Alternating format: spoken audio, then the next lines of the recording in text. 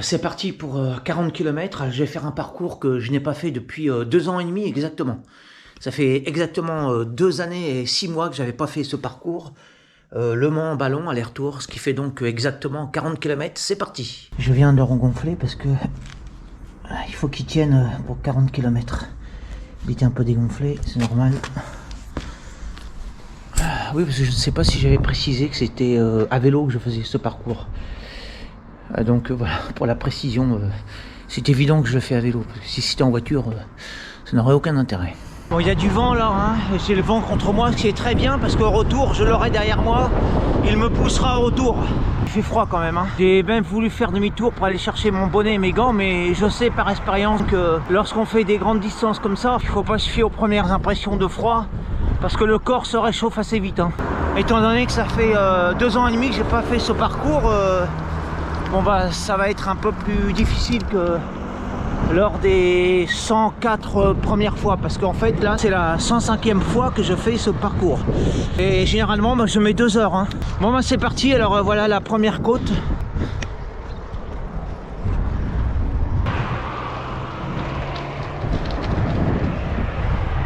Je vais entamer ma première grande descente. Vous allez m'accompagner. Par contre, je ne sais pas si je filmerai au retour parce que je serai vraiment bien fatigué. La difficulté essentielle de ce parcours aller-retour Le Mans en ballon, elle consiste dans la côte finale au retour. On va déjà la descendre, ça va être beaucoup plus facile.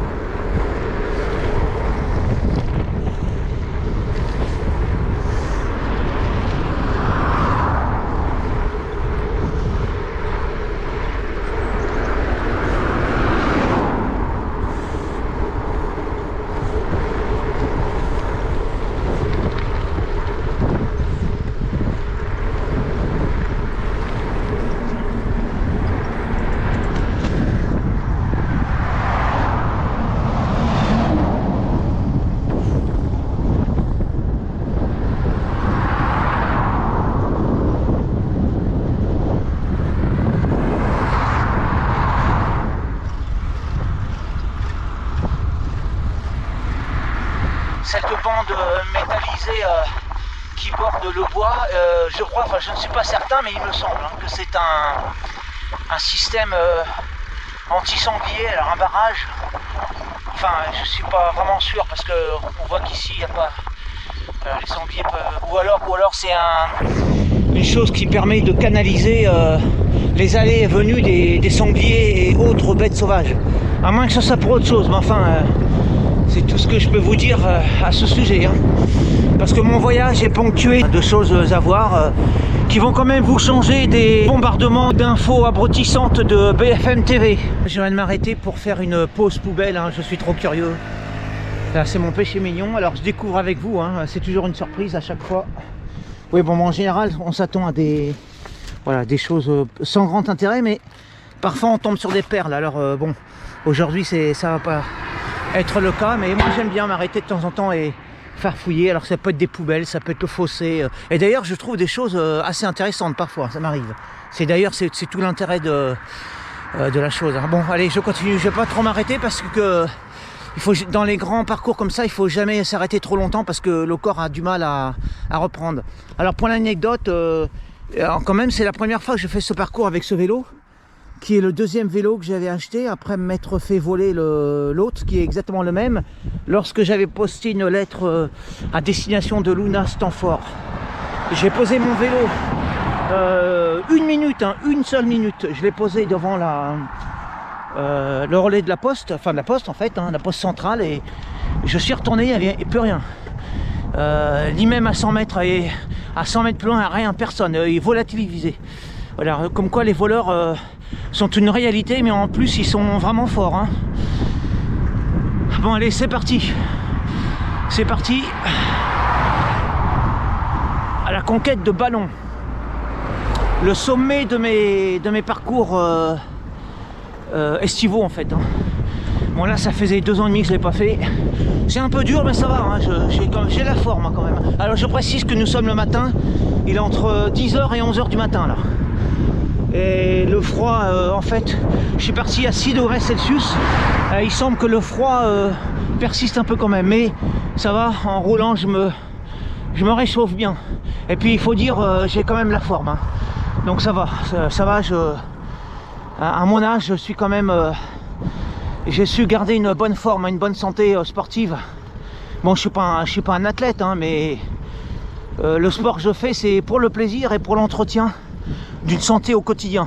J'ai pas besoin d'être un champion, d'être un marathonien ou un champion. Ça m'intéresse pas. Ce qui m'intéresse, c'est d'être heureux, de garder la forme. Et surtout ne pas se laisser aller à la mollesse. De toute façon, depuis toujours, hein, depuis très très jeune, je me suis jamais laissé aller sur le plan physique. Il faut toujours que je fasse du sport au moins 1 fois par jour. Et c'est rare lorsque je ne fais pas de sport, c'est vraiment rare. Et quel que soit le sport, j'ai toujours été actif sur le plan sportif, hein. Donc pour moi c'est ne rien faire de la journée, c'est une décadence. C'est-à-dire que je peux rester devant l'ordinateur lorsque je travaille, lorsque je surfe comme ça sur internet, mais ce que vous ne savez pas, ce que les gens ne voient pas, c'est qu'à côté de ça, il y a la partie sportive. Il est hors de question que je reste allongé des heures sans contrepartie sportive, hein. Non, avec moi il faut que ça bouge, il faut que ça... il faut surtout pas que ça s'amollisse.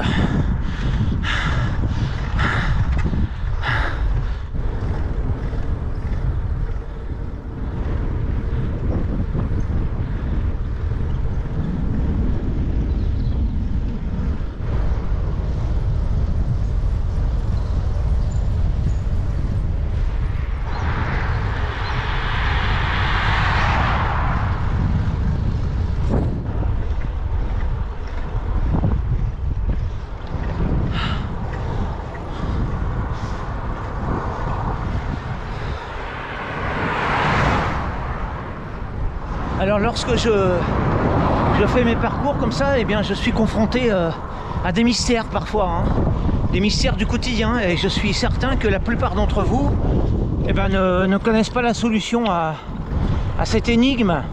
C'est que je vois des maisons isolées en pleine campagne. Elles sont totalement isolées, hein, loin de tout, et je me demande mais comment font-ils pour faire parvenir l'eau sur des kilomètres à travers champs? Alors je vois bien de temps à autre des châteaux d'eau, hein, mais je me dis que ça doit coûter très cher aux petites communes de faire parvenir l'eau courante dans des maisons isolées qui se trouvent vraiment au milieu de nulle part et entourées de vide, hein, d'espace quasi infini, hein, parce qu'à l'échelle humaine là c'est incroyable. On se pose pas cette question, hein. Et j'avais même regardé sur internet, puis j'ai pas vraiment trouvé la réponse. Bon, bien évidemment, les tuyauteries passent à travers champs. Est-ce qu'elles passent le long des routes, mais où sous terre, enterrées, on ne sait pas où, et à travers champs, on ne sait pas où. Alors il faut regarder sur le cadastre des communes. Voilà, c'est une chose intéressante pour moi, parce que ça fait partie de l'infrastructure de notre monde moderne, et peu de gens y pensent, hein. Ça reste un mystère pour moi. Comment fait-on passer l'eau sous terre, hein, pour que les maisons isolées soient raccordées à l'eau courante? Voilà, c'est le genre de questions que je me pose lorsque je fais la route comme ça. Alors voilà une chose intéressante que je viens de découvrir, que je n'avais pas remarqué avant. Voilà, c'est que il existe quand même en France des traditions, hein, qui perdurent, hein. Voilà, il y a des noyaux durs comme ça en campagne qui maintiennent la tradition catholique de la France profonde, hein. La France des campagnes sartoises. Bon, allez, j'y retourne. Hein. Faut pas trop s'arrêter non plus. Hein. Ça fait la 105e fois que je passe devant cette croix et je n'avais pas remarqué cette statue mariale. Alors peut-être que ça a été mis entre temps. Hein. Je ne sais pas. Mais c'est toujours intéressant d'ouvrir l'œil et on découvre à chaque fois des choses nouvelles. Aussi dérisoires et aussi humbles soient-elles, c'est toujours intéressant parce que c'est ça la vie. La vie, c'est la simplicité, c'est les choses humbles. Ce sont les petits plaisirs qu'on a tendance à négliger, mais qui n'en sont pas moins, qui font partie intégrante de la vie, la vraie vie. Hein.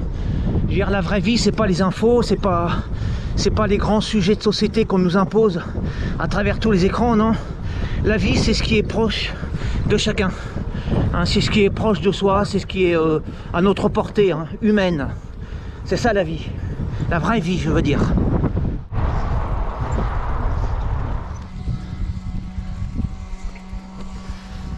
Alors, j'y suis jamais allé. Hein. Ça ne m'intéresse pas.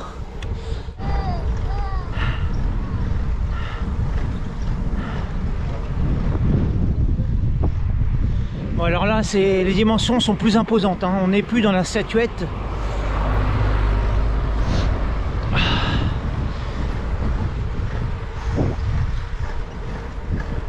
Pour vous dire la vérité, je profite qu'Isabelle est à l'hôpital pour faire ce parcours parce que habituellement elle m'empêche de faire ces 40 km parce que elle se fait du mauvais sang, elle a peur qu'il m'arrive quelque chose, mais c'est bien la preuve que elle s'encroute en fait. Hein. Vous savez, elle est arrivée à un âge, pourtant elle est pas âgée, hein, mais je veux dire je crois qu'elle est vieille dans la tête parce que même conduire la nuit, ça lui fait peur. Sortir en voiture avant la tombée du jour, ça l'inquiète, ça la tracasse et il faut toujours revenir avant le crépuscule. Alors ça veut dire quoi?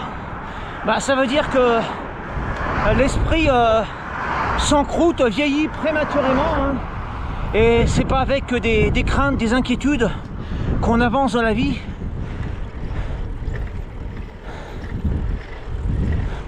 Voilà, c'est à travers le mouvement, la vie c'est le mouvement.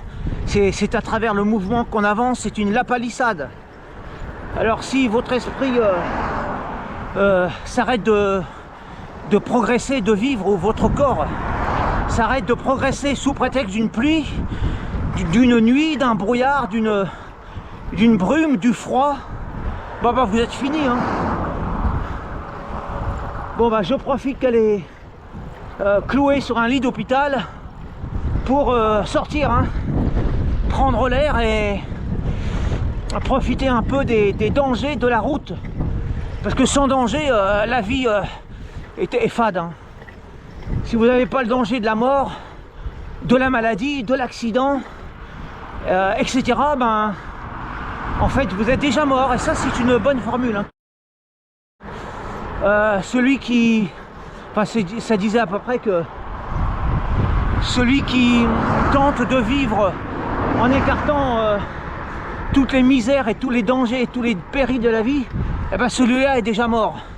Je ne sais plus quel auteur a dit ça, mais c'est très vrai. Si vous voulez vivre, il faut vous confronter au danger, au feu, à la mort, au froid, à la grêle. Elle est là la vie. Elle n'est pas dans l'amollissement, l'avachissement et la platitude du quotidien. La vie, elle est dans les flammes et la glace.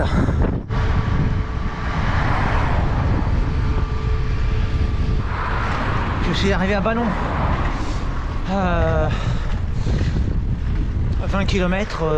Bon, je vais au jardin municipal. Je fais une pause de 2-3 minutes et je repars. Aller-retour.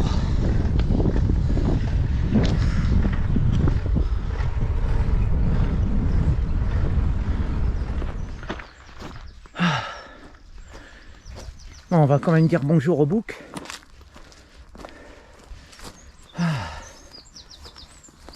Allez. Oh, il est gentil. Il faut se méfier quand même parce que il est bien cordu. Bon, ça va, il est derrière un grillage. Je peux le taquiner un peu, j'ai pas peur. Hein. Non mais parce qu'il faut savoir que ça peut être très dangereux. Vous savez, quand vous avez un bélier, c'est un bouc, un bélier, qui vous fonce dessus avec des cordes comme ça a une force incroyable. Hein.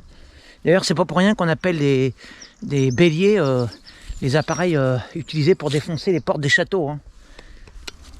Bon allez, je vais pas m'attarder parce que j'ai encore le retour à faire. Ça faisait 2 ans et demi que j'étais pas venu dans ce parc municipal. Bon, je m'arrête 3 minutes et puis j'y vais, hein, je repars. Magnifique panorama. Hein. Allez, c'est bon. C'est parti, je fais le tour et puis je repars. Normalement, je mets 1 heure en moyenne. Là, j'ai mis un peu plus longtemps parce que je me suis arrêté parfois pour faire des pauses caméra. Allez, c'est reparti. Direction Le Mans. Ouais, je vais me déchausser pour me réchauffer un peu les orteils avant de partir parce qu'en fait, pédaler dans le froid, ça m'a gelé l'extrémité des pieds. Il faut que je me réchauffe. Ah ouais, c'est gelé là. Ah. Ouh. Ah, parce que j'ai un problème, c'est les extrémités des membres qui me posent problème. Mais sinon pour le reste ça va, j'ai chaud, je transpire même. Hein. Ah. Je suis même en sueur. Voilà. Puis après, ouais, c'est bien gelé quand même. Hein.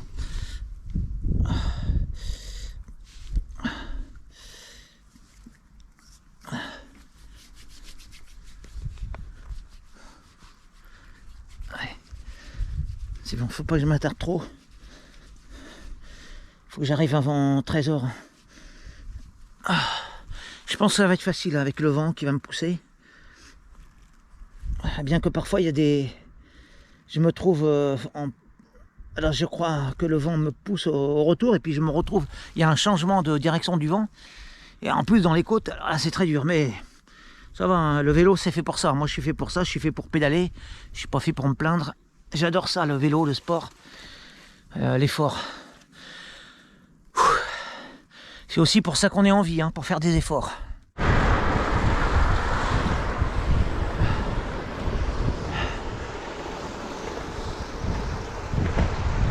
Alors pour l'anecdote, il faut savoir que je n'ai rien mangé hein, ce matin. Hein. J'ai juste pris mon café. Et voilà, je m'embarque comme ça sans le ventre creux. Hein, mais ça va, hein, c'est... Je recèle assez d'énergie en moi pour effectuer ces 40 km à vélo hein, sans avoir rien mangé d'autre qu'un café ce matin. Et ça va très bien. Hein.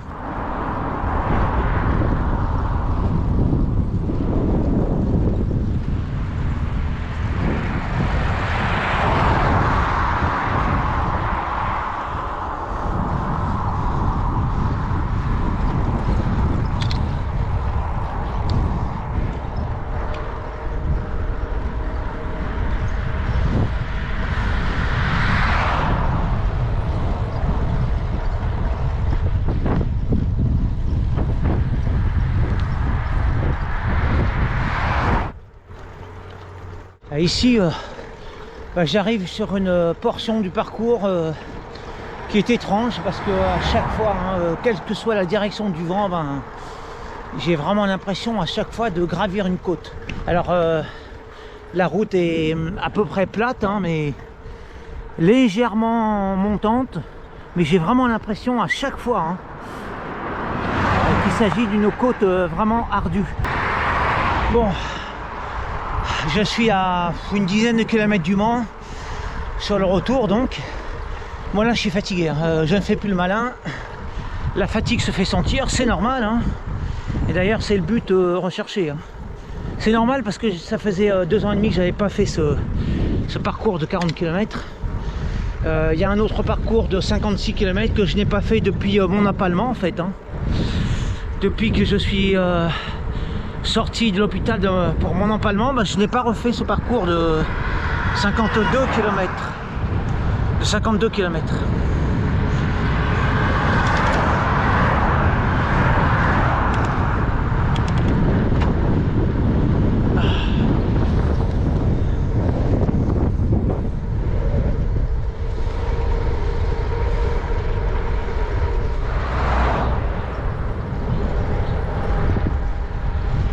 Alors il est dans les environs de midi passé et je passe devant un restaurant et ça sent très bon la cuisine.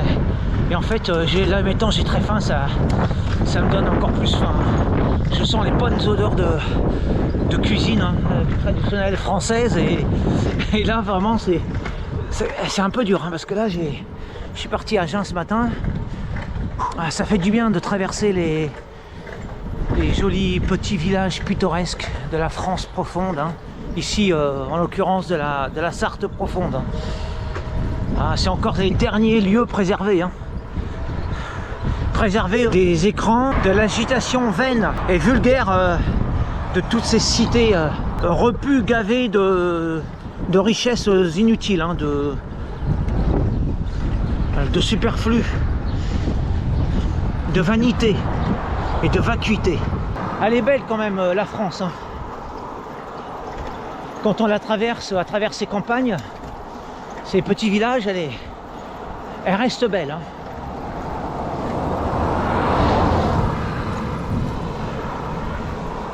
Voilà, tout n'est pas perdu, hein. Il ne faut pas non plus être négatif. Hein. La beauté, elle est toujours là. Hein.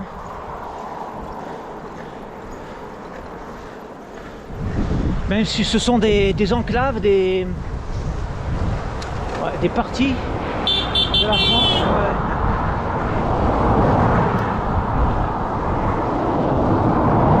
La France, c'est quand même un beau pays. Hein. Et on se rend compte d'autant mieux que lorsqu'on la traverse, alors soit à vélo, soit à pied. Parce qu'en voiture aussi, hein, mais lorsque l'allure est plus ralentie, on capte plus de détails, de petites choses. Et on est plus sensible à des aspects du paysage qu'on ne percevrait pas nécessairement en voiture. C'est une autre dimension hein, de parcourir à vélo ou à pied. Parce que là, c'est une dimension plus proche, hein, plus humaine. Bon, c'est des évidences ce que je dis là, mais elles sont bonnes à rappeler parce qu'on les oublie assez facilement. Hein. Il faut prendre le temps et faire l'effort de faire des parcours comme ça à la force musculaire pour mieux capter les choses, pour mieux ressentir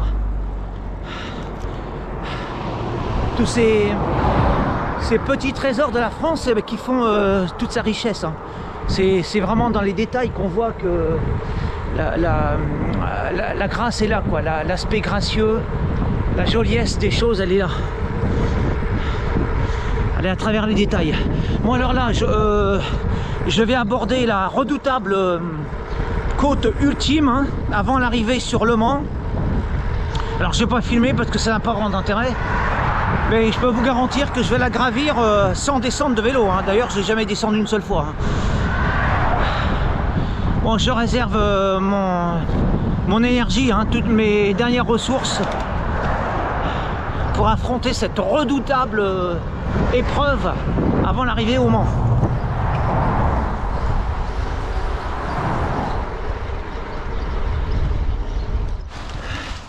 Ah, je m'arrête là parce que juste avant la côte, j'ai repéré rien. C'est sûrement pas grand chose, mais on ne sait jamais. Quelque chose qui peut être intéressant dans le fossé. Ouais, je pense que c'est pas grand chose, mais on sait jamais. Hein. Moi, j'ai l'habitude de m'arrêter pour ce genre de. Ah oui, d'accord. Bon. Ah. Oh, qu'est-ce que c'est que ça? Qu'est-ce que c'est? Je sais pas ce que c'est. C'est une. Ah, mais c'est une. C'est plein. C'est une bombe. Je sais pas. Une bombe lacrymogène ou géante, un truc de sécurité. Oh non, je sais pas. Il y a. Bon, je vais. Bon, je ne sais pas ce que c'est. Apparemment, c'est quelque chose qui appartient à un truc de sécurité, de police ou de je ne sais pas en fait. En tout cas, c'est plein. Bon, je vais le remettre là parce que ça a l'air d'être un explosif. Hein. Il faut lire tout simplement. Hein. Ouais, d'accord, en français, c'est pas marqué. C'est pas marqué. Ah oui, voilà. Voilà. Qu'est-ce que c'est? viser l'Orient.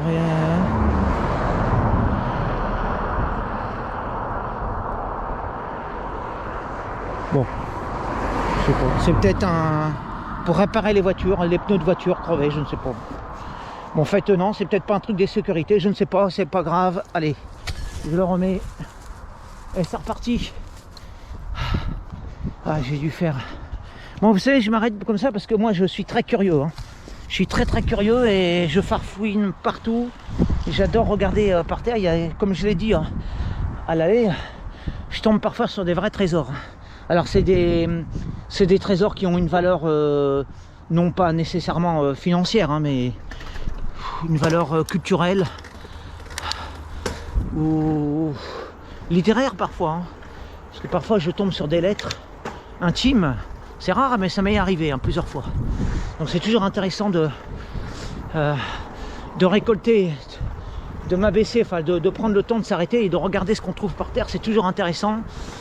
Des fois, je peux trouver des choses de valeur, hein, ça m'est arrivé. Hein. Mais c'est pas ce que je recherche en priorité. Bon, j'arrête là mon monologue parce que il y a la côte qui m'attend. Allez, je vais quand même la filmer. Pour vous faire plaisir, je suis sûr que vous n'attendiez que ça. De me voir souffrir.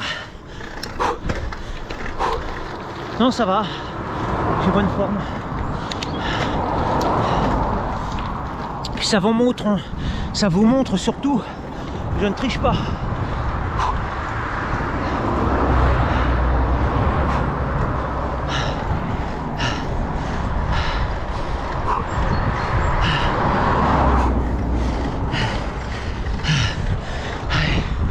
Allez, j'arrive au sommet. Ah, je tiens la forme. Sans vouloir me vanter, je suis quand même en bonne forme. Ça y est. L'épreuve est terminée. Hein. Il me reste plus que du plat et une descente. Je suis à 5 km du Mans là. Ça y est. Eh ben, je vous retrouve à l'arrivée au Mans, devant chez moi, pour la scène finale. Ainsi s'achève mon parcours. Alors, je vous remercie de m'avoir suivi sur ces 40 km avec les menus péripéties qui ont fait, je l'espère, le charme de ce parcours. Hein. Alors là, je vais arriver, d'abord je vais manger, ensuite je vais faire mon montage. Alors le montage, je vais le faire de manière chronologique, c'est-à-dire que je vais respecter chaque scène de manière chronologique, pour être au plus près de la vérité, pour être au plus près de l'immersion. Hein. Je vais pas tricher, je vais vraiment vous faire parvenir je vais vous restituer au plus proche de la vérité, et puis je vais presque pas couper quoi. Je crois garder à peu près tous les rushs. Voilà, pour vraiment être au plus près. Hein. Attention là, wow, c'est un peu risqué là. Bon voilà. Je vous remercie de m'avoir accompagné et je suis partant pour un nouveau parcours sur un autre chemin, peut-être 52 km ou autre. En votre compagnie bien sûr, c'est ce qui fait tout l'intérêt de la chose. Je suis content de moi, voilà, à plus tard, merci beaucoup de m'avoir accompagné, à une prochaine fois.